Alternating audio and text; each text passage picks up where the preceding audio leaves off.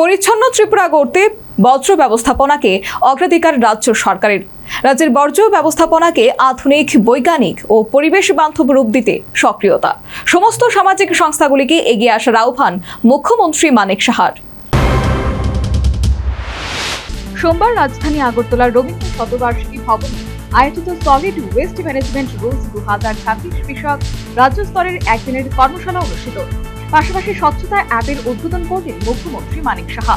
উদ্বোধনের পর মুখ্যমন্ত্রী বলেন, শুধু শহর নয়, গ্রামাঞ্চল পর্যন্ত পরিচ্ছন্নতা ও স্বাস্থ্যকর পরিবেশ গড়ে তুলতে সঠিক বর্জ্য ব্যবস্থাপনা এখন সময়ের দাবি।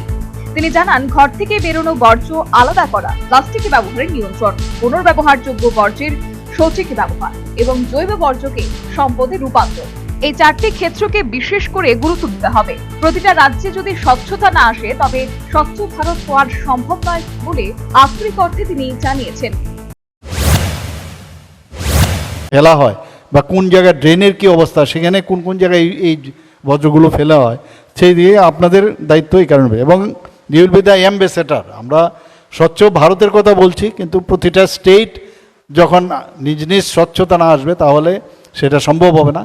আমরাও স্বচ্ছ ত্রিপুরা, স্বচ্ছ আগরতলা, স্বচ্ছ যে মিউনিসিপ্যালিটি আছে যার যার সেই জায়গার স্বচ্ছতার নাম দিয়ে আপনারা কিন্তু সেইভাবে সেই আন্দোলনে আপনারা সামিল হতে পারেন।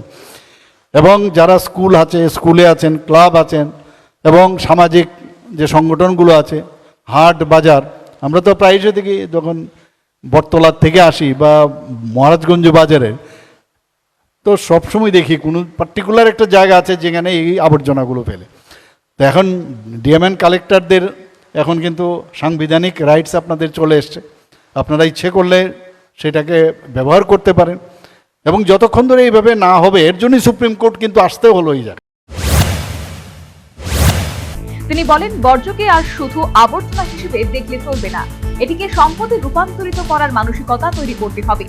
এই কাজে নগর, স্থানীয় সংস্থা, পঞ্চায়েত, প্রশাসন, স্বেচ্ছাসেবী সংগঠন এবং সাধারণ মানুষের যৌথ ভূমিকা অত্যন্ত জরুরি।